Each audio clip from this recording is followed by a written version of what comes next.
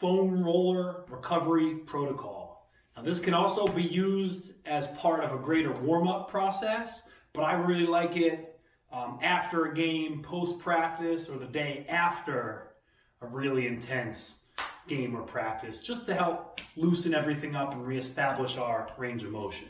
So everything's going to be for 15 repetitions.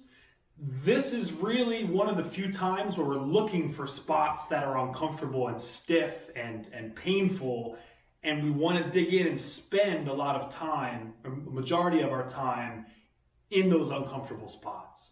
So we're starting on our quads. Set the foam roller down.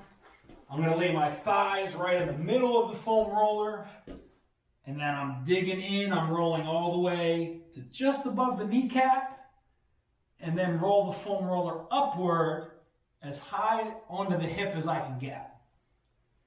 Notice my tempo. I stay slow and controlled, and I'm really heavy with my legs into the foam roll. Heavy but relaxed. After 15 of those, we'll roll to a side. I'm working the IT band on the side of your quads.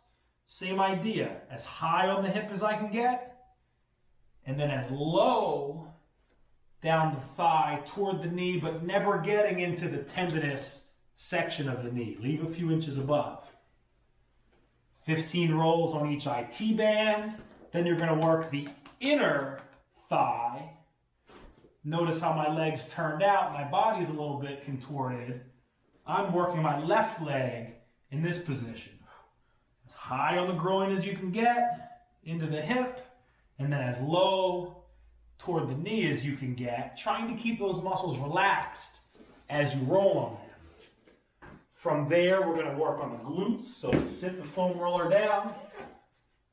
I'm right in the middle here. If I want to work my right glute, right hand shifts to the ground, right knee crosses over left, and I'm rolling up and down the outside of that glute muscle. Again, I'm working my right hip here.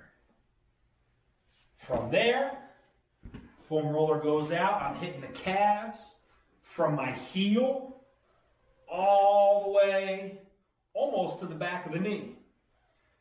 I don't want to just have my toes straight up. Spend some time with your toes to the right, working the outside and inside of your right and left calf respectively, and then same thing other side, outside and inside of your left and right calf respectively.